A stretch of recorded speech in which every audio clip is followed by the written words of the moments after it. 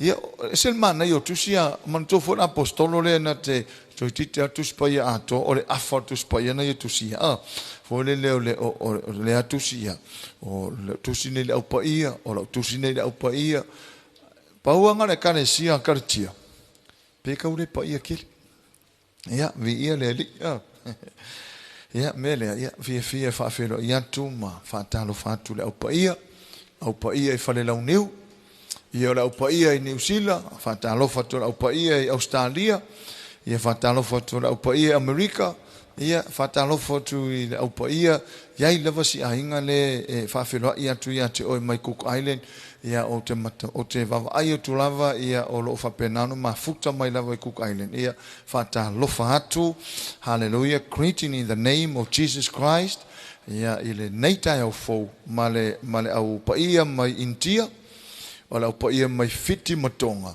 ia mai so tanto o pa ia mai tutuila ele winga la o ngofuyo kalesia winga o tangata usuilo no soifua ia ia ile tua fa feloa ia tuai ia te to umalava o le au pa ia o auna le tua ma fale tua mai kalesia ia fa ia umasuyo fale la uniu nei ma to te fa ta lofa fa feloa ia tu le neita au fo ile swafa manu malo Yesu Kristo le au le kalesia. Praise the Lord, hallelujah. Ole tatou mata upu e fia fasoa le tau nei, tatou te fasoa i le vaengalo na lua, o le whaamoe moenga o le Talalelei. The hope of the gospel part 2. Whaamoe moe o le Talalelei lo na vaenga lua. Ia, mana ia suu lau tusi le lua pe te umta mua, ia ona tau whelole ina alela tatou amata umorofa i tau lo tatou tusi.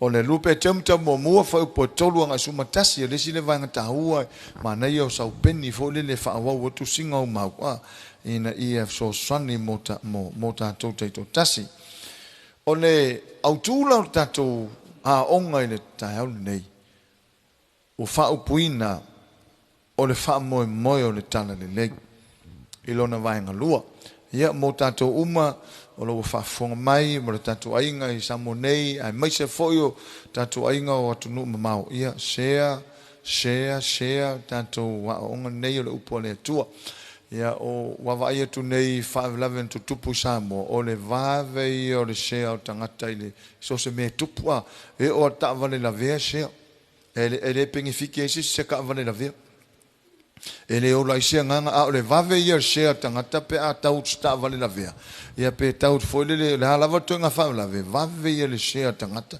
ia nga fo o taka is tangata a o upole tua i sili tuna vave la share le upole tua taka ia wo ia ma o ainga ia so sani mo le ola fa le nganga o le fa moe la o le Talalelei lo na vaenga lua o le tusi fai tau o le lua pe temta mo fai potolo nga suma tasi ole mele ana fai lo mai le atua ia tau i le po le asonga fua ia ai amata lono ua o ina i le po le solua ia ma fai lo atu fa mo le Talalelei o Samoa o le fau nei mo so Samoa lava o Samoa o le atunu ua fai ngoina le teimi nei lava o le atunu o Kerusiano ia ona ua mafua le tau le Kerusiano ona ua iai lotu i totonu o Samoa ua iai a kanesia o lea lotu ma lea lotu ua iai foi whaupunga ua langi e tangata Samoa o Samoa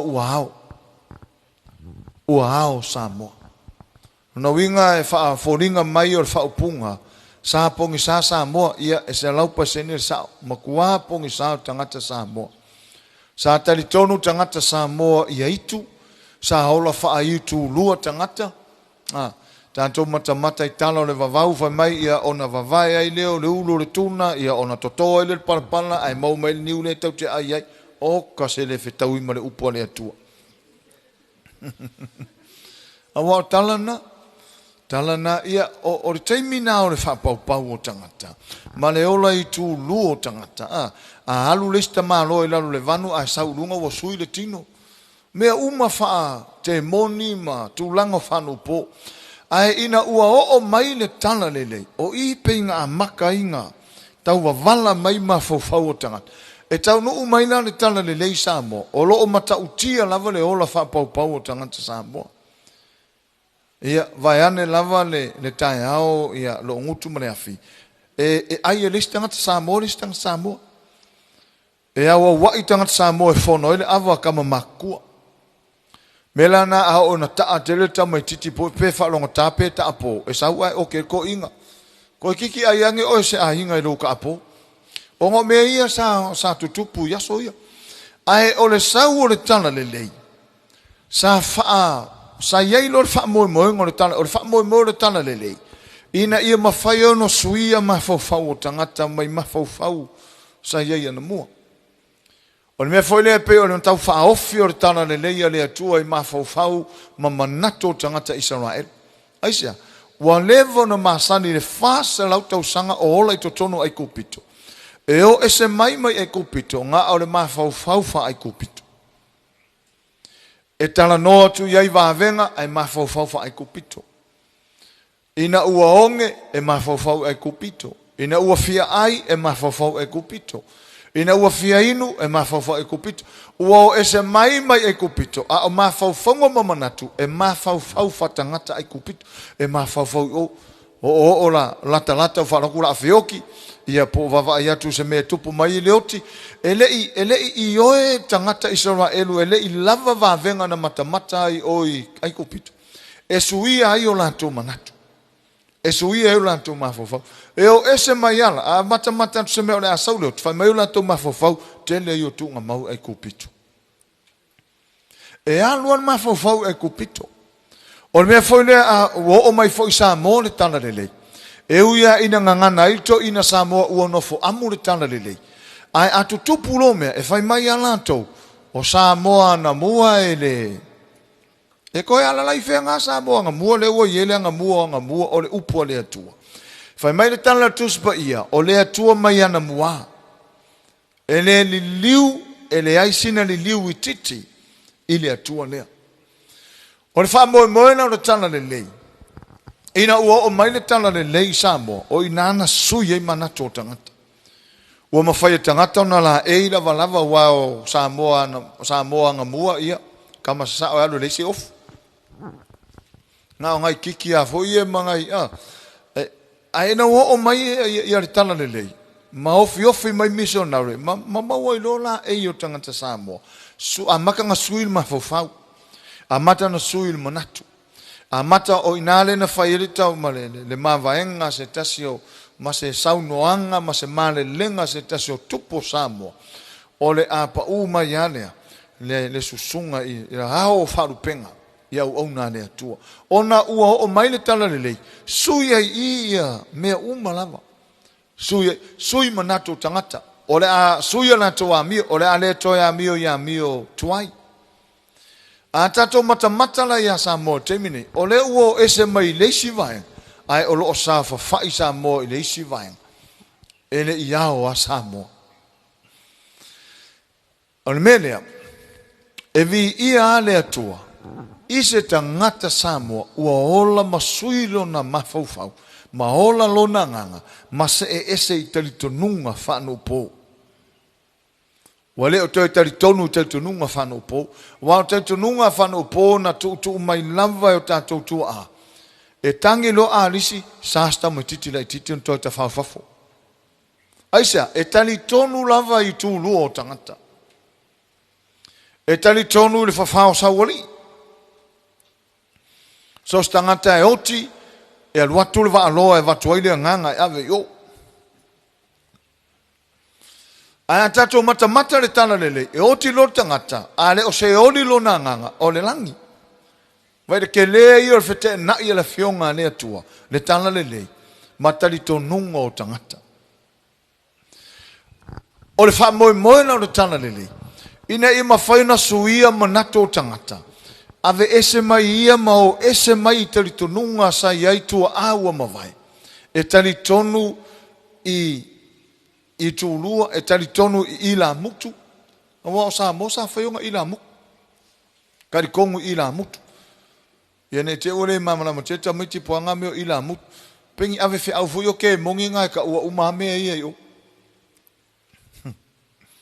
E ka malo lenga mapu ai fai tala le stama e mapu ko ai le sipiko ai langa o Samoa ai langa nga mai o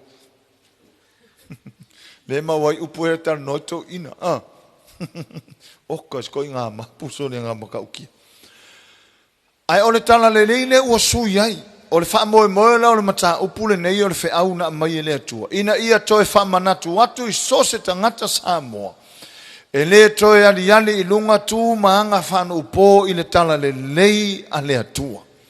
Ua o mai nei le tala le lei. Ua ufi le tala le lei mea sa le tala whea ngai le fina ngalo le atua. Amen.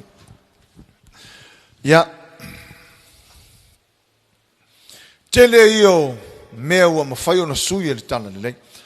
Te tonu foi o mafuanga le ua lai o na sui e to ina ma au mai e to ina whaavae ma whaavae ai Samoa ia ma mai e lo le atua Samoa le atua e ona le malosi umalawa le atua tamale alu mele nganga pai e whai ma whaavae mautu o Samoa ma ua whai mātua tapua I Samoa ua se Samoa ma tapua I a tangaloa langi wa o le atua le sa tele tapua I tangata Samoa e leila se si atua si le atu lona malos. Nei lo le atua e ona le malosi umalawa. O le atua o Abrahamo, o Isaako, o Jacob. O le atua fo I o Samoa. Ua whaavae I Samoa. Amen. E ne o koe ka pua ila tangata Samoa ia tangaloa lang. A whai fo I e Yesu Samoa e mata mai nei a onga ia AFP a whaina lo fina ngalo pule a oi a ua whai maile atu o ta uatu fe au nei mo tato. Ona iai lava e o tangata tala lelei. Ia ai a apa I tua yo. E au mai tua yo. A o tangata me foi leo tau telo isi tangata Samoa le fio I lotu pe apo. Aisia, langa o tamaiti. Te ua a fiesta mai titi le awala pea. Whafonga mai tātou. Au Yesu Samoa e whaatua tua le atua. Aru ma avela utama lotu tu sa pe po pe tangi alisi pe momoe alisi pe koe wheala mai alisi. Aru pe ma avela.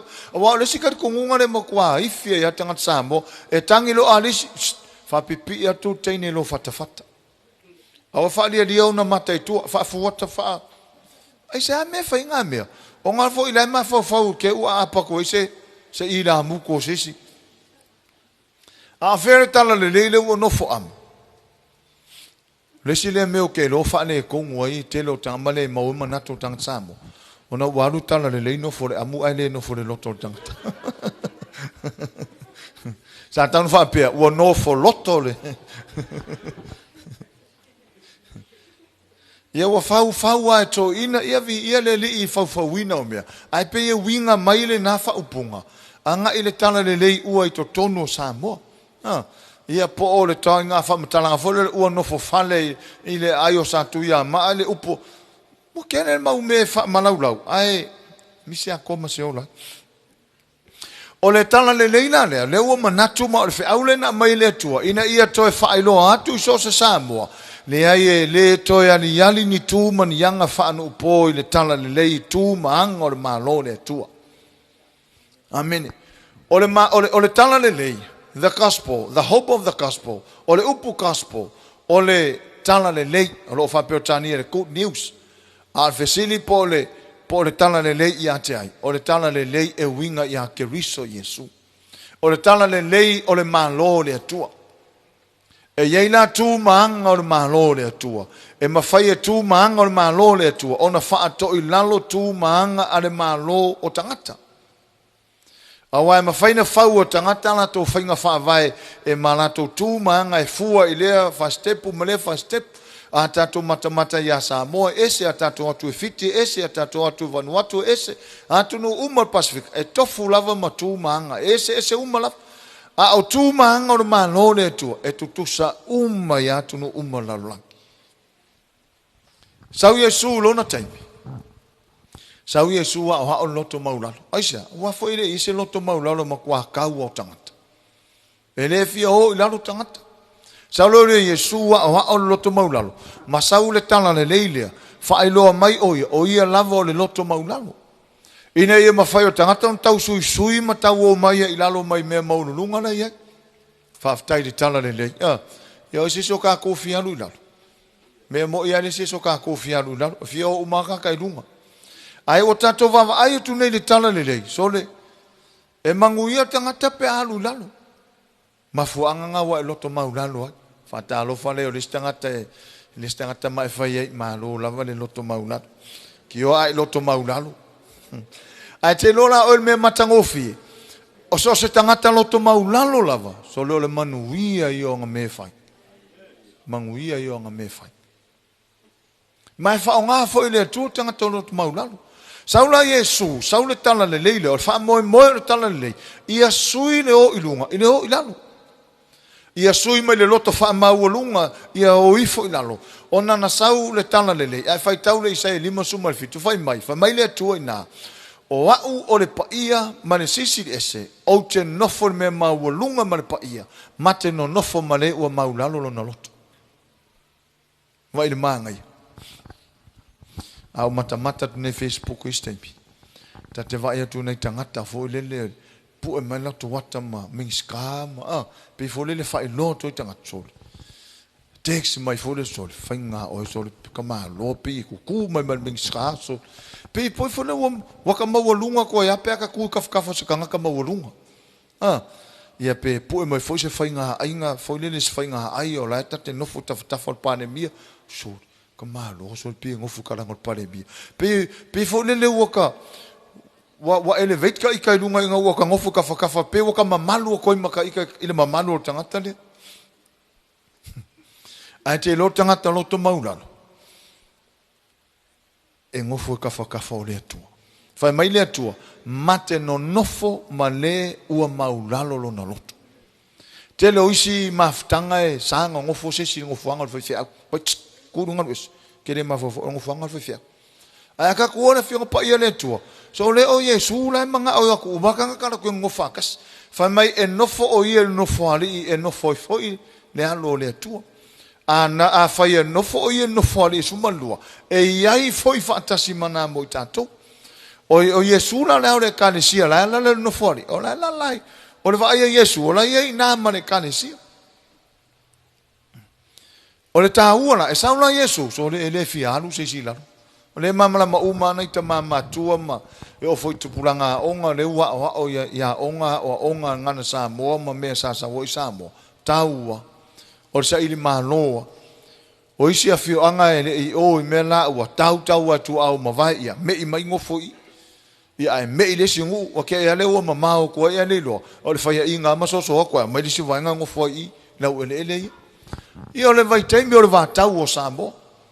Ai o mai talalelei, sau Yesu faataitai mai le loto maulalo. Ma o mai Yesu i le loto maulalo. Toe la unga Yesu i le loto maulalo. O fa moe la o le talalelei. Ia loto maulalo tangata. Ia loto maulalo tangata. Au iai foi la se loto fa maulunga po e mai moa mai te fa maulunga. E manga o mia le loto maulalo. O ngai ke le lalo langi kuai lava pe afai fa aftai le atua o lana upu wai o mea mo i lava ia na te alala mai ma se tau tinonga le lei e le fia o tātou la e lo fote tu watu ele tangata uma le se fia lula ai ona o le tala le lei wa suia i mele suia i loto fa maulunga le loto maulalo wa amata ina o tangata i lalo pe afai tau watu le tala le lei fai mai e te ele atu e fa maulunga ia si le la so mai lalo ngai lo sang kuku e pelunga ia e te ele atu ke e kamala kapi fo le ke e apa ukas ai ke ele atu tangata le pe ka vilviti Sau Yesu o lot fa mangalo. Ona si le fia Yesu me sa tu pulalongi le se lot fa mangalo. O fa mo le tala le lei ia loto maulalo tangata. O fa mo le tala le lei ia loto fa mangalo tangata. E maliwa Yesu o tau pua ina mai ma tau la ngona mai alo na leo i le loto fa mangalo. So le tahua le loto o le tala le lei Samoa. Ia maua uma tangata. Au iai fosi Samoa mai moa mai e lei wha mangalo ina se tangata. Waka kau ngei nga whaisa whai unga le nā mea. Ona e mai ei. So tangata le loto wha mangalo. E mai ei. Telo mai e lau mai ngei. Ma fua mai whai to toa o le loto le wha mangalo. A so a kunga le wha manga longa o kausonga. Le wha manga longa ia lako aunties ma lako uncles. Le wha manga loi mena tutupu le wha manga loi tua oi le wha manga loi suafa. Kifa ma le loko le wha manga. A o le fio mai ma le wha moe moe le talalelei. Ia ola tangata i le loto wha manga. Ia o lo wha mangalo oe, ia e lo wha mangalo au, ia e lo wha mangalo le stangata, ia tātou lo wha mangalo atu so stangata ita mai. Oka lo wola fia fia. O le wha manu yanga mea. Lango mea ia tau na ta fio mai ma le talalelei. A wa atala no le talalelei, e tala no i le tangata e swafa ia Yesu. O lana mea na fai, o lana ustai a toa toa, o lana matawhaioi na sawai. Sau ina ia sui le laulangi atoa. Ina ia tatai atu le laulangi, ina ia toi le leima le atua. Wai, tau te matamata ia sa moa, le tele ia mea sa iei, vavau ia soi. O ina tau mai e wha maonia o sa moa, sa makua hola wha tangata o nupo. Hallelujah. Ai whawhetai le talalelei, ka mea kulesi ngu farsa, ka mea kulesi ngu farsa. Farsa e kōfura fio anga mar farsa. Ai olo na tutupu mea. Wale mata tangata pe fai mai ane talalelei. A o to te paloa nga itu maanga whanu po. Mela leo tamu fai mar fe au nei mai le tua mo so sambo. Ia tamu fai e lolo uma me uma. I le talalelei na afio mai maro tatu ni o Yesu Keriso. Po le a lava leo nga ongo me uma le ale le anga o tangata a tatu manatu le tangata e swafa ia Yesu malona afio mai. E silia kwa leo nga ongo le anga o tatu. Ai na wha pale mai tuspa ia. Na wha pale le atua i ona pō le valea. Anga le wha pale le atua kau ke le hau maingi. Moka se le leio nei atua. A wha ola Yesu le loto maunano. A wha o Yesu le loto wha mangano. Nesi mea sau Yesu ma tele lana tautalanga ma tele lo langa hava. Ia hava tangata uma. O foi la whenga foi na utula i mai le apostol. Tala noa foi le hava. Ai whenga inga tuai tala noi lo langa hava. Io nei vai tau o tau le maua le whawhetai le atua i se tangata. Ai o lesi le vanga tau o toi langa mai ma o mai le atua. Se lo whawhetai ala uloto le atua no sa wanine. Ina ia o ina ai tātou o le hinga o le atua. Ina ia mawhai no tātou toi whaasara la uina atu ma sa mala ma losi le fina ngalo le atua. I loto tangata. Ina ia la tau lo ina ma mana tua. Le fatu le atua mo le lalulang. O langa ava. Nei vai taua whawhetai ai se tamama se teine o lai ava. E o tangata matutua. Risi mea ta te wawai hitu e. Wale e ava ta maiti la haiti tangata matu. Wale e ava. Whawhetai vi ia le atua. Whamaro sia a hinga o le atua. Leo langa ava. Whafonga mai foi tātou tupulanga tala vou. So le o langa manuia le o langa ava. Le o langa ava. Ma fau ar tala le atua i le stasio whaiwhi au tuspa ia. To ina o eli. E to lua se anu whanau. Ia mantua lai whaiwhi au. To ina whaiwhi au lan whanau. O uma ngā ruanga. Kausingo o uma o skauranga uma. Whaiwhi au uma. Ai mea uri ia ngā whai a mata iai eli ai le tautala iai. Ele i tango eli a discipline ta maiti. Pawa o sko inga whau makua ia. Wale whatonua e to ina lan whanau. E aku langa whangau whai me leo le. O lai osi taulanga. E lako ka makike malanga kui fole le kui mai. O le are kere o le whaspovi e pi mai lang kui. O menga ai mua mua alai le whai me kaung whai. Leo langa na leo tamaiti sa ho lai. O le si mea e a foi. O le tala lai sa o le tuspa ia tusa Samuel. E atu whawhine foi le oto e teu malu mat sao ni uni tapo inga maosi nga taula. E aku la uni ia whamo moi whawhingi. E o kala moi. Sila mai leo le atua. Ai paone o kala ko inga. So ia. E ila isa si se so ia. Manga so ia. Ai le lo pu e mai makua pingi. E makua whangofo re pe whampea fur ko inga. Wasanga o koe wa aia o lua lunga whaka whaika ulanga o Iova. Sa o laso ngei. Alu ese o lua. Vai, o manga ia o ngā mea. Al mea leo. So ia. Ia ka umare kala o mai li poki. Wai li poki uma ia edi. Ia saul ko ingo ele mai. So ia. Ele le kala leo whanongo ko ia o lua i o ringu. Ele le ngā pauanga. Ala e whaia.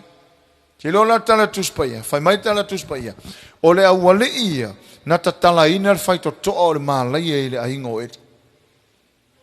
O le polo misia le atua, e fai eli ma faa wau e perno fo inga lea, i lungo le fata fai taulang, a e kaluaina melea ka maiki nga fai. O le le awa.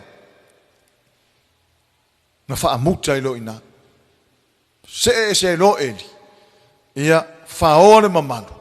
Feoti la na whanau. E o ilo na ainga atoa. Fai mai tala tuspaia. Le ai ma sesinga maliu singa seu. Mali liu tala vou uma le ainga o eli. Aisea, ma fuar mele. E ta ua la ilu mo le atua leo langa hava. E hava o tangata i le atua. A wai le mawhainta tosu e le atua tau te hava iai. Le ai, o le hava i le stangata, fa mai tala tuspaia. Ia tau solo mua o na hava o le tasi, E le mawhaila na sa ua u tamu whaisa ili le atua ta te hava iai. A o tangata matua le tat nofu taftafa ta te le hango iai, ka kere hava iai. Ta hua ia. E le ngata i whanau, a whafonga mai tupulanga tala vau, a masfauta tau whanau lo mai mo mai.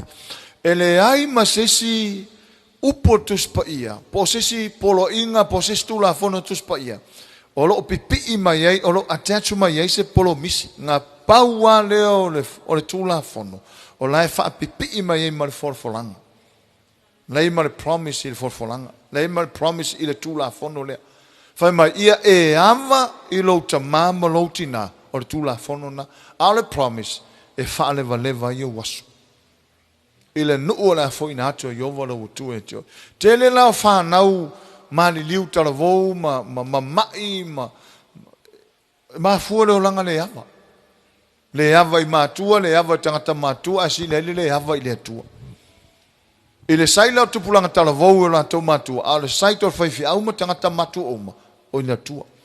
I ava i le atua. Honor the Lord. O mea umala ia ngā whio mai ma le talalelei. Sau Yesu au, ia ava tangata uma. E masana whaila utala o nei vai tau o te tau le toi ti se pas. Ia, o teimi o leu ta vale. Ka ke anu al pas. Ia, o aso ia e ka ke makamaka ia e oso mai lo tangata matua e kua e lungar ka mai kiki. E o alisi ngata matua. E vava ai fo tangata matua le ia te ia. E matua tu tangata lai sa. O na tu le lungo lo tangata matua lu tua. Ai tu le vano tangata matua le sa. O le maanga ia i o ngā makamaka e naka makamaka ia i. I o neila vai taimi. I o so kaka makua alai lue mai a kupulanga le pasi e lele o kure leisi pasi fo lele o lai pe mafui e kongo le pasi lai lue musika le kurung. Mela le mana ia tupulanga talavou tātou. Whanau, whatalo, wharis talavou mai whai ei. O a ulai, o le au ke whai al mele lungo pasi. O a ula ke vavela o kurunga pe o sakolo makua. Me ta hua ia. Te lo o tō tupulanga talavou. Whai o tōmu whamanianga i tōno pasi. Whai o tōmu. Awange i pisia tātou i le lalolangi. Awange i pisia ka kōwhore le isi tupulanga. Ai whai o tōmu whamanianga isi tupulanga talavou. Wal meo ka wawa ai telo tupulanga talavou. A kūre pasi pe e mafui e fo lai lu e kupulanga talavou kua. Nyevi ia le tu e tā tupulanga talavou. Seki a kako. O leo langa hava mga omia. So leo langa hava la. Ele ngata le vama matua. O lesi tu la fono le esele le anga sa iai. Sau Yesu ka mwhai wha sao sao. Tu la fono le se whengeng tuai a le hava lo le tali ima le fine le tamama le tina. O ngā mai lo leo matua ave o le au wha o sala ave matai o le nu. O le li leo. O ova leo skai. I on kau ai e lo le ima. Se whauka le ele le mangai.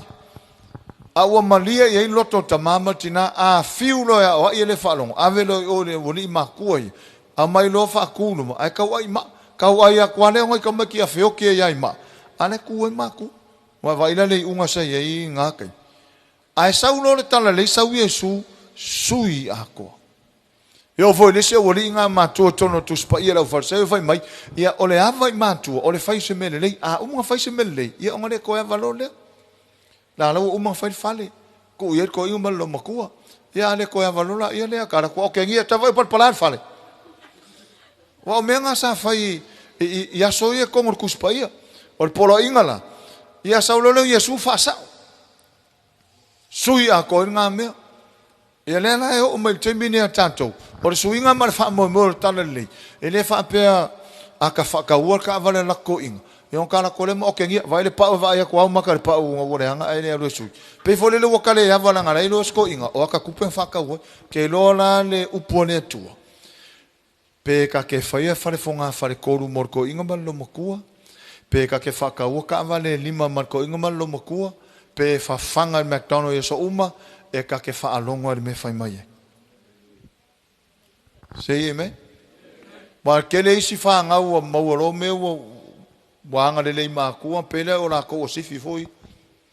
E o al kau whai ako skoinga se kupe o kau. Wa kau musu skoinga whai me se kupe wa ke fo whelei a koi mangai.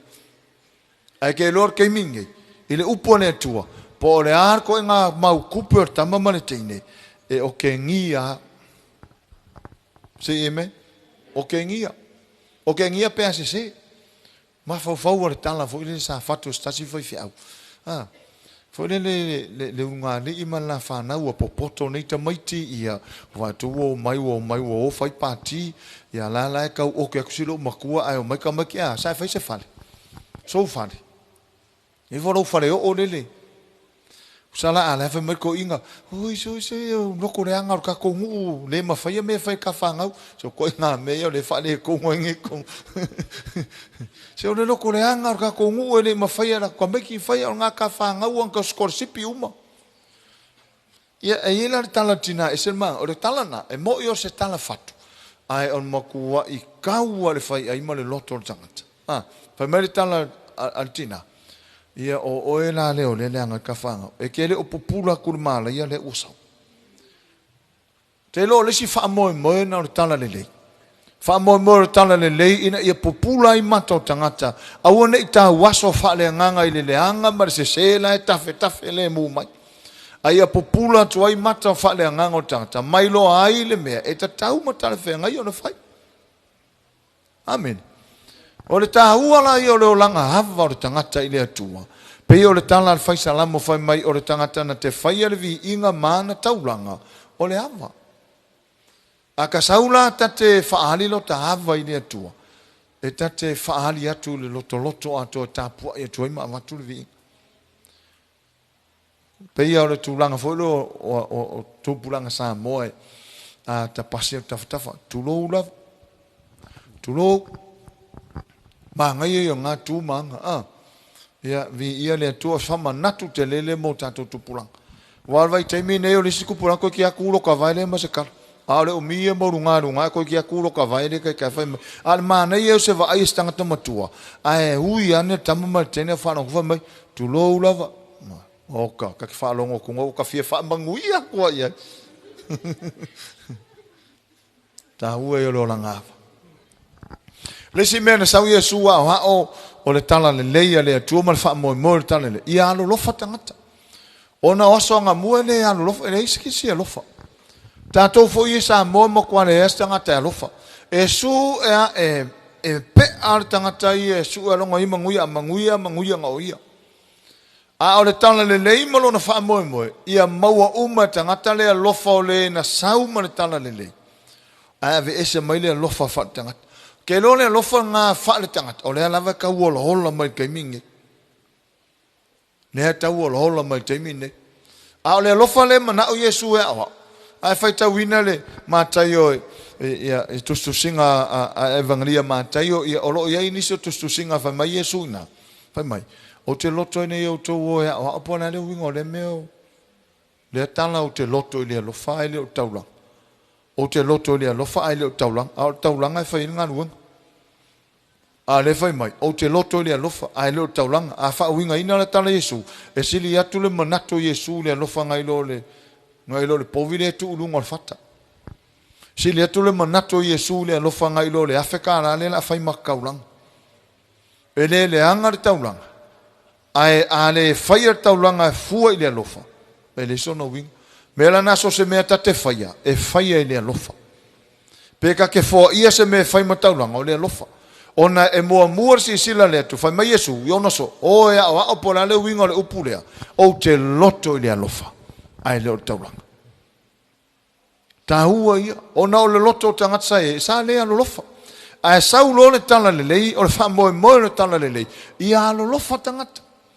Wale mea ngā ua e alofa. Talo mai limo tangata alofa. Amen. Ai tatou e mai mua mai. Whakanga alofa. Wai o eis tala paulo lai whai le tusi le sien tusi ngana ave le sia ka le sia koni whai mai. Au ar whatanga alofa. Ma foi o manatu o tangata lo mai whatanga alofa. Nera tau ngana i te lo tanga samo au alofa pepelo. Ko alofa fore asi si ngiri pepe pe ia mo. Ai le lore ye me na muri mai ai fia mo mai. Hi baby. Wah ko nga lulu e umai fo wa ma e marka mai ke so nga lulu ai o le lo fa pe pelo ia ar ma fo se fai lo ai kiere se mo mai sa fukala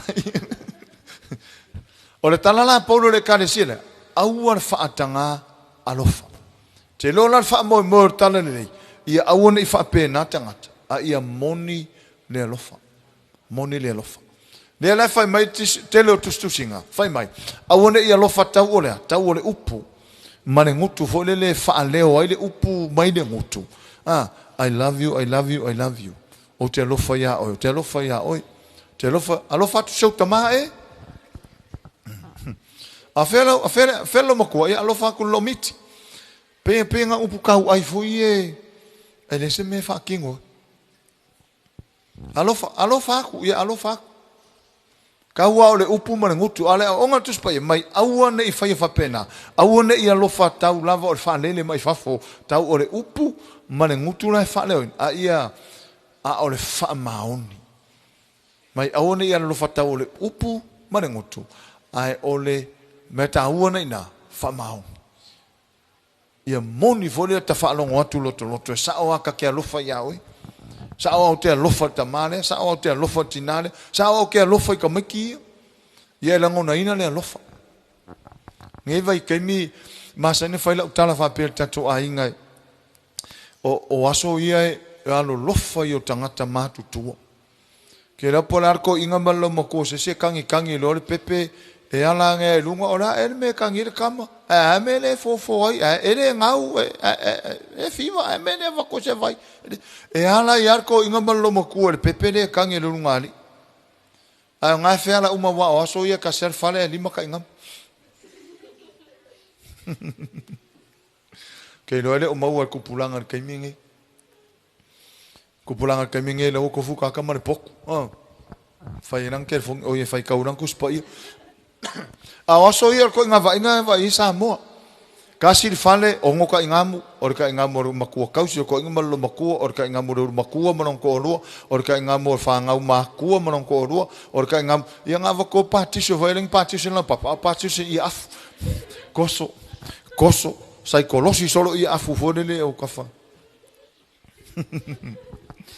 a on kapenga le umu e kau fai o uma kangakangi kapenga kasiro nga umu o ka se manga yo se va inga saya le ai ma se kau I misa se alanga la kafe le lo fali ko kongo ai pe kasi falkanga ka fai me ai makua I fia o maka ka le ma se aru so nga fo para si manar kamingi o mau privacy au maka poile unga ri ora fai ku korkaya anga fora kangkanga nga ya si fai ava fora ol me e se ma fo ku nga nge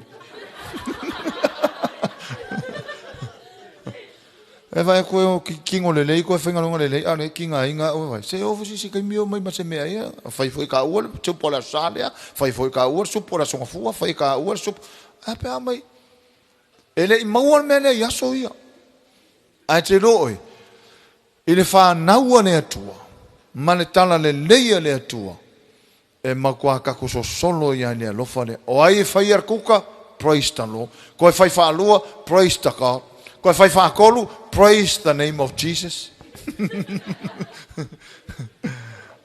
o a menga fai ai o a tatu ma fo termine man upore tua ka mo fai nga kai an kau fa ai o le man nei o le talalelei e sui a ko al ma fo fa pe ka fa longo fo enge mai kai ka lo makua vai ne o fia vai ngale ka kere o fai a se e le foska se lau kala le mariu fo le karakuanga ngafi e le foska ia konga le mariu le vai aso le ke akungi so mea uma fapenga e le maua i to tonu o le ainga o le atua aisa fa fonga fo le talalelei fai mai amu ia i lato uma o e fa atupuina le file mu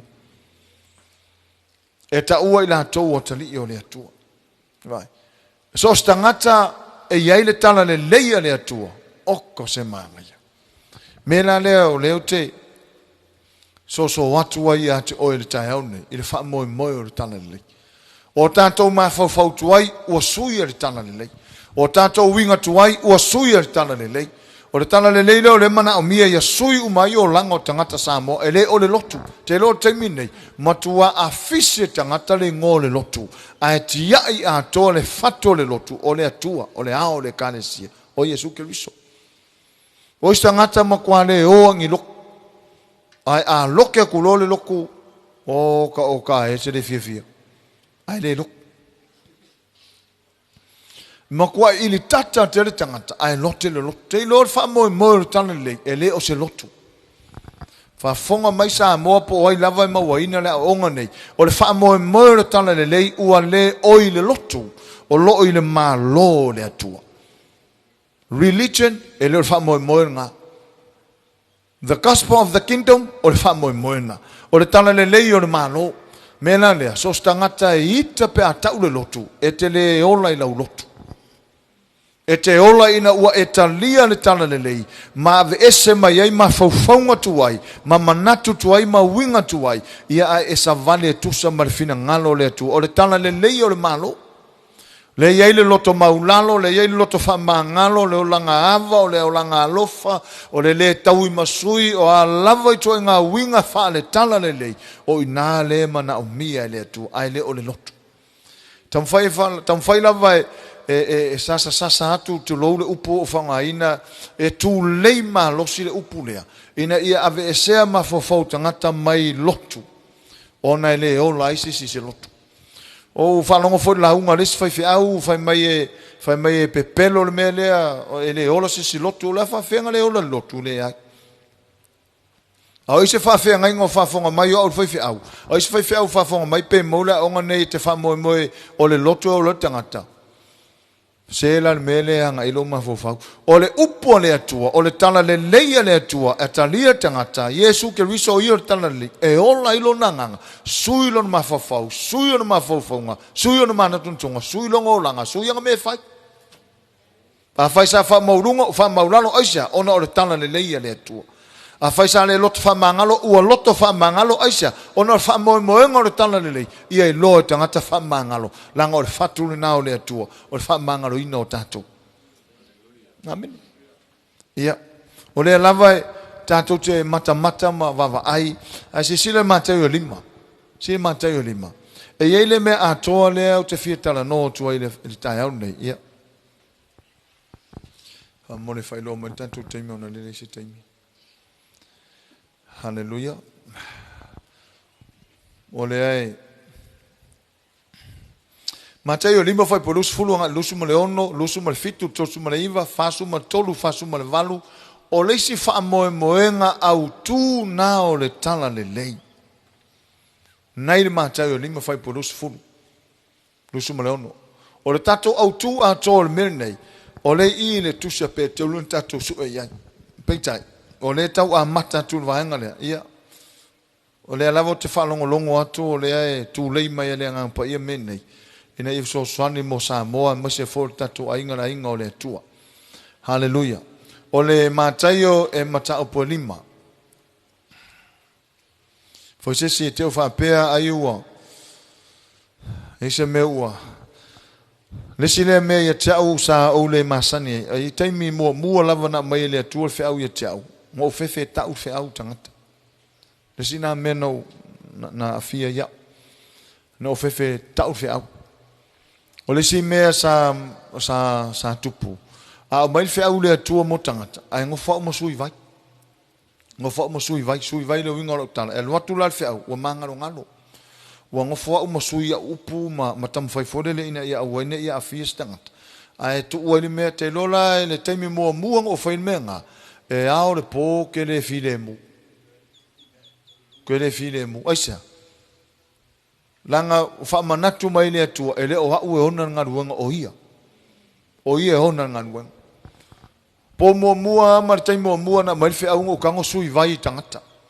No wa ver fe au le tuano o tango sui vai o kango vakwa upo e a fei e le men fai mai le atua e fai. A fei e fo le inga ia mawhai o na awane ia o atu. A ina ua umai o le po, mo kuale e maso file mu. Whalongo atu pe mo kuala e sasa urai o ke ngia ua le ngang pai. Me foi la le ua umai temine o isi fea uma ua amai. Wha sasa o kuale mea le ua amai e le atua.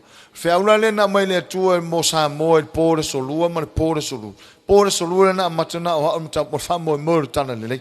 E sui umai winga whanu pō tangata Samoa. Ave ese mai mawhawhau tangata Samoa mai tū maanga whanu pō. Ai mai tū maanga o le mano le atua. Lesi la le vaenga tāhua o le... Lesi la vaenga tāhua lava. O le Talalelei. Sisile matai o lima o lo iei whai upo e luas fulu ma le... Whasolo lusu ma le ono. Amene, ia le li. Whai mai whai upo lusa fulu. A wā o te whai atu ia te otou. A le sili la o toua me o tonu la le autusi upu ma le au wharsaio. E le sao atu lava o tou le malo le langi. Lusu matasi. Wa o tou whaalongo na whai mai e ana mua. Okay? Mana i o le upu le whaanga Yesu. E ana mua. No na winga o e na mua mua. Pe foi lau tātou. E fo e na mua. Le masani no whaalongo le tala tangata sa mua whai mai. E le sa la upu mai anga mua. Le sa la upu mai anga mua. Au ke koe ai le pō. A le ngā whai mai, au koe solo unu whaaka le pō ranga e le sa la upu mai ngā mua, o rā upu mai ngā mua. Nge keo e kilo koe, o rā ku mai maresi au kua whaaka la, seru koe mulonga unu. Kari ko ngunga ngā re kam whai suri kei mingi. Wana e whaaka uka ukule ulo le whawhine o la, au le le, e whai mai, whai rungolo unu nge keo, wa e la vea. La vea iai. E le si mai ngā vaku karua i ngei al vason ke ngei. A loka whai mai ngā la vea sama iafi. Vaku ai sama iafi. O whatula i e vai. O suafanga, o suafanga i tangata Samoa. Ai ua mai te moni wha o ngā o lato wingoa. O ke mungi. Me wholanga le tupu tang Samoa. A se lua kule uro ke nkikir pofa mai. Ka pungi e whaaka, koso e whaaka. Pe maru ia ai moe ai alai kuar ia whaaka e le. Wa fo masangi kara wha iku yasoi. O sa wele o whataula hitu malan whaata ia ua whai atuaina tautalanga ia maliu.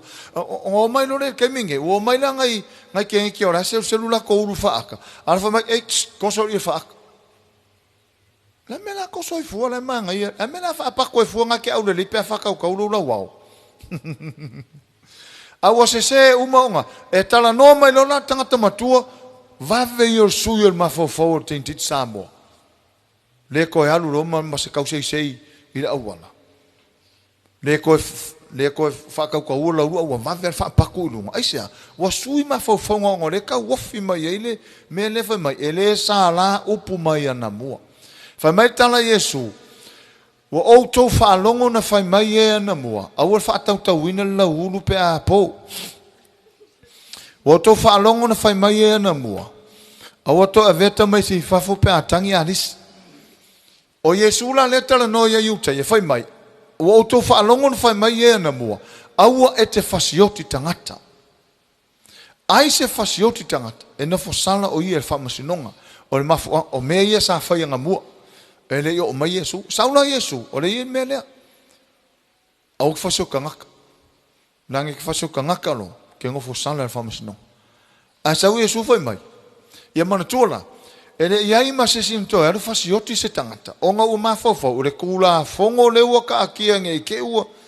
E iei le piri le ua ka akia. Nge i ke ua e ke soria lo, e ke ngofo sala e whamasinonga. A sau Yesu whai mai. A ula. Whai atu ia auto. Ai se hita fuelo na uso. O whera me usiri. Siri whasioti pe si leita. Awa ele maua se o lai whasioti tangata el tino. Ai o le kere i o ka ngaka whika. Mai le ye le o mainga le suinga mai le talalelei o mafofongo tangata. Lai ngofongo fale se le fasi o tia se tangata. A o lona loto, hika ku i, hika ku i, hika ku rekua o hika ku i. Ka i rua aso ika. Ese o tina sa wako whamano longa o whak. Ea. Oi pia i te whamai. E ka i rua aso. E ka i koru aso. O whak, maka o ki ora wika, a aka. Me melanga wa e mai e. Te lo, so stangata i talawa, o le fasu tangata. A wa le se ika ia ia. E se masanga le fia le asu a kunga mai, ala le fia ia ia. O makua i o wika ia. O se kau mentolan ma fau kang. A ta ulo le ita o lea, wa iai le tangata waita iai. Wa ika i o, ele se ika ia ia. Lango tala tu spaifa mai Yesu. A lofa i lo tua o i pei lava oi. O oi, e lo le leia i Yesu nga o tangata e lofa ia ia. Au mai lo la lo na lofana e apala i o. E leila se ita ia. Nga o le ita res tangata. O Yesu la, e sau Yesu, o le iei me lea. O le sarfa so tangata o na nofo i whamasinonga. Sau lo Yesu sui. A e ita lo i list. Wa e ngofo sala. E kaule e mauana si tangata fole le arufa si otiles. Ai mau ngofia tangata ita ilis. Nona wingana. O le te lei o le anga o le talalelei lea. E sui ei ma fau ita ma le loto ita o tangata. Au iei fo si tangata ita. Ia o le au ngala le o le talalelei. Sui ia. Langar whamoi mo le talalelei. O is tangata mae ma si tangata loto ti ngā loto ita. Ia o le talalelei lea. Wa fai mai a o au te fai atu ia te otou ai se ita fuelo na uso ea e no fo sala o ia le whamasino ai se fai atu fo ilo na uso raka e no fo sala o ia le fono ai se fai atu foi le vale e no fo sala o ia le afikena o kele le mele o sau Yesu fai o la sile fia Yesu ko kele o ka ngaka feika kele o ka ngaka lafo upu Tele yo tangata lai hola I mea. A lai va ia kua. Lai va ia kurungu. Solo le leia. Ia uma ni masina. Ele i foi sesi o fasio tangata. Ia o sao foi whamasnonga. Le sesi o no fasal whamasnonga. A sau Yesu foi mai. A ite lo uso. Wa ngo fasala. Me la le o le sita hau o Talalelei. A maka ko fefi au o ngi ko hika fuidis. Fata lo folo to mai fai. Au ko hika so uso bodo.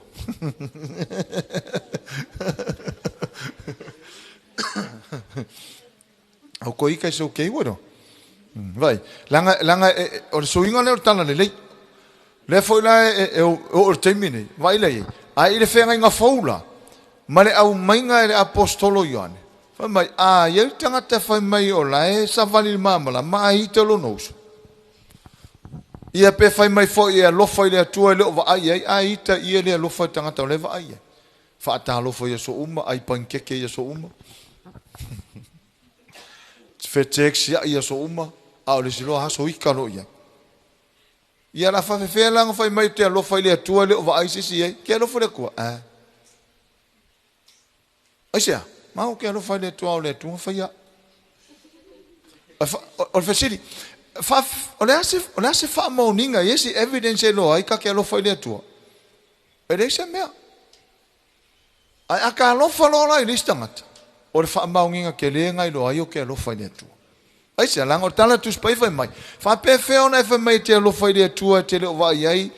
Male tangata malo uso na te vai te le lo fai. A su era se fa maunginga i lo ai tangata lo fai le tua. O le lo fai tangata.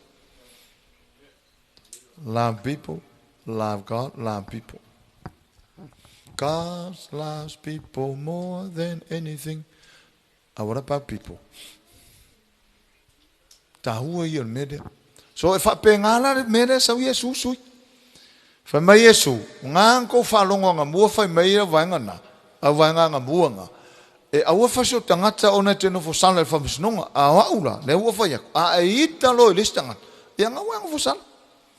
A fa ya tu foi la lo uso raka. Ya ke o fa pese si pora le upu raka. O upu le raka. Pese upu foi le tu la fo I foi le e fa nga ina foi le te ta o toi fa ta wa ala wa tangata le. Ore ngangana aromika. o loo whaawinga ina fōrele i se ngangana fōrele ta o tuaie e maualalo tangata ni lau vai. Ngai ngo fōrele ma whaai ngoa peke la fō i se upu. Wala wala upu fōrele ma mawha na fō iai. Ia whai maia, e ke ngo fōsala i le whongo. O a mea ia kupu e la wholoa ia mōri e lo le whongo. Whongo whaitu la whongo. Ia o fōrele le lenga muri muri.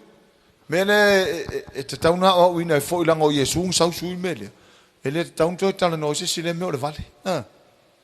Me mere anga o le vale. Wai fa penga ia istangata. E ka ngofi la fo upuna nga isika nga mere anga o le vale. Ia fa ko mere anga o le vale. Ia la woka fa ya ko le vale ko sa lo fa ya pole ana ka mai ka kala. Ai ava e ko le fe kaula ka vai. Woka fa ngwa o le vale. Ai le o se vale.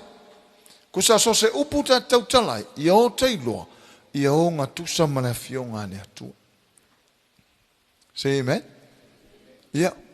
Ngā pau ore tangata ta ore vale. Ore tangata hoso fuare misares. Male tangata mua mua nga. Male vale longa lua. Ore tangata tali atu le vale oris. Wane fai mai kuspa ia. Awa e te tali atu le vale. Ina ne ia. Ina ne itu sai o e mai. Por alar ke leo lo kangaka mar ke leo fai longa fero i makaika mar ma warunga la kavre ke fero iai ma ko se vai maurunga ma ko pelau e ma ar ko inga ke leo ka me ai aka kani ku ro kangaka la vala au mai be ka ke kari kangaka. Mo tu sale le la vota ita mai. O mele po ai fa sa ko ya to i pepia. Au ai masala mele o tu sumar o ngava maka na ia ai chau kusala la woka vai chau kukusala ka kusala woka vala au kure o ngana pala vale mai chau kukusala o fo o vale ai sa wa o kasine me fai ke polar ke siang o ska ka fa longo kulo pala vale mer o ngava pe maka na ila alo luma mane la au fa karikani le yang ka wo misala ia mane o nga ia wo kukusa le ia kai ola na uinga o mena fa wo kari yakule saur se langa tala tus pa ia fa mai ole ava ole fa pisa ole ava e vale ai so skanga ka fa mai poto solomona so se tangata e tango le ava ele poto me fora ka ko maka ngai kanga ka pe a fa mai ola mau lunga la ko e CEO pe ola e le mau lunga la ko ngaru ai kangolo le ava vale alo ai ka kani e koi maroka ka ika kanga ka ile valela ia waka kukusa le yelo maka ika mai melanga ka ore val a loka la fore upu e fa ingo ai le stangata ia ele utusala mar mele tano mai Yesu vai la le ta hu or tala le sui uma ya tato upu sui e tato tala sui e tato mafofonga haleluia fa mai le fa polusu mar tolu pe a fai foi ele avatu lau taulanga pa fai foi ete avatu lau taulanga fata fai taulanga ona e mana tuai le uilo uso se me tinga ai ya te oi lufu fa ina tu ia ile me o lau taulanga i lumo le fata fai taulanga ai alu oi mo ai fa le leilo uso ile sa wai ma avatu lau taulanga me ia sa tu tupo sa ia su le fai me le pa ika ya kaulanga pa nge fu fa non ko le loko pa ki nga yar kaulanga o si ki nga yar kaulanga fai nge fai nga taulanga ma le loto ita ma le loto le fia a sa lo Yesu fai sa lo tala le lei o fa mo tala le se i sui pong sale i ola o le o si kaulanga ma le ki nga mai lo Yesu a sa nge fai lo kaulanga e manga kuor ka ngakala e ngalu ma se nga ere ke ika ye lan me fai ku ulau povin nga sa nge fai ku ulau taulanga i lungor fat anu mo fanele ke loya o ngar tala le Yesu tangata ye o mai le ason ngi life o la ya nga ya tato ele ngata ile o nga la ya nga o mai le ason ni walis kan kala sa wa vivi haleluya ai nga kangi fari ile i ele kangi o ngor fa unga le nga po ya kangi ki nga le loko kan kale ke ora ta ua ia sa una Yesu ai fo las tangata sa lu me sa tapua posta mama tina ia fa ko le hani sa uia ka fa le le la alu e fa tau langa ile tu na ka o pa ika ya ngame Ora e vivi ki ngā ia ne sau ia ka whalelei. Nea fo se whale tonu o iai ia. Ta whalelei manule ta te lungo le ala. Mango kere o se si unga.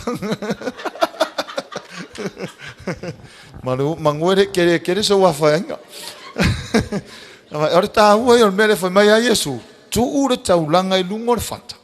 Ia ono o nā taimi e whao ngā whata fole tu o lungo le povi e whai taulanga po le māmoe po le alavu. Ia o nei taimi. Ia o le whata whai taulanga i taimi nei. O tātou loto. O le loto o le whata whai taulanga na. E tu ura ia u lungo o loo loto. E o se taulanga i le atua. Alu aku leo ngā loko ki a kuairi ngā tangata i lunga. Alu ako makua i. Langa lewe mai tātou tuspai. O tātou o taulanga hola. O le whenga inga tuai e tu mate le povi o kua kuule i lunga. E wha mate le oti, wha mate le māmoe tūle i lunga.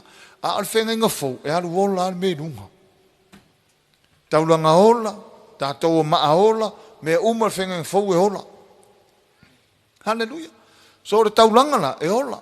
E tu ula i lunga o le whata, o tātou loto, nā tātou o hola le lunga o le tua. E fai ola le taulanga i lumo le tua. A fai mai tala Yesu. A fai e mana tua la Yesu me la ma se ma se stanga. A me le ku. A e alu mo mua e whanelei. Le tahu. O ngā saulo le whanelei. Umanga lua whanelei. Fai a lua upu. Ia lua tō wheo whawhatai. Ia ona lua mai lola ia le tāpua i le tua. Wau istanga te whapena. E le loa e fiulo makua. Sau ia o ko inga ka whale. Soia. O maka mai ki lok. E kere lok. Soia, loko fat. Kasi kala. Ia le mana, ia pe fiu fo ko inga fa maria lo makua. E sa uia ka au. Se ponga nga oro wik. Au ka fa mai. E ke pelo. Anu o, kere fai sa me fai kupe. Se, nga sa wale sko inga vivi ia. A mo ko mama forma fo yakure. Fo yakura le se fa akaringa, menga le na fa akari mai. Ale manga yo le por a fe se inga uma ko ulima mai ko yo mai ro ele le Jesus a ai uma le ko mai ko le lei ko mai I ko le lei o mai ale ulima fa wo mai ko fa sa yo mai no le vivi le tua e manga yo mo le fa le yo mai e sa o le lei ala Yesu ele ngata I va urungali a o tu pulanga o ta tu fo va o le stanga mai mawhai ana sauris tangata tāpua I whawhauringa ia, au longo loko, o lai ki ngā ko inga le lua vai sukalu, vai alai. Mele, so se osi nā taulang, tātou whaia swinga ua ia li talalelei, whaalelei mua, o le sila experience tangata whai mai, alelelei, sile ango forfale. Ele aia, ke fiu tangata tau whalelei no forfale, e sile la mai sao e whalelei kong whalisa, mai whekahangisi, Famangano mai fo ia. Ya foi so se famangano mai ia. Ia vai le mangai o le mo le fo ta ia. Wa kur fale ko seki ko ai fia. Vai nei ta mai tu ta die fia. Awa a fale kongu vale. Mai ka me ki uma le se fia. Esia. Wa le mangongi uma me ai karo le makua le. Ale mangai. O mai la e tafela le mele tono mafta. Ka whai o mai umatangata ua. Saunga le mōra tolo. O ka nganga ku waku o me lunga vai pa uma le awhia. Le whai o se ngā taulanga na mua e pa uma le awhia lo ai wa au taulanga. Pa uma le awhia le ngā pa ike whia linga la vai o eke whoi ua ma whanawhana. Te whoi ua manuia. Te whoi ua sa loto. Te whoi ua wha popo le si manos. Amen. Ia. Ele ngona e whaangata ia le taitai uma. O whanau kore o ka hauwhi mai, ai ua, ele I uma. Ele I o ka kore main point o le tai au nei. Lei I e te lei o le whi au o le tana, lei I le lua pe tamta mua.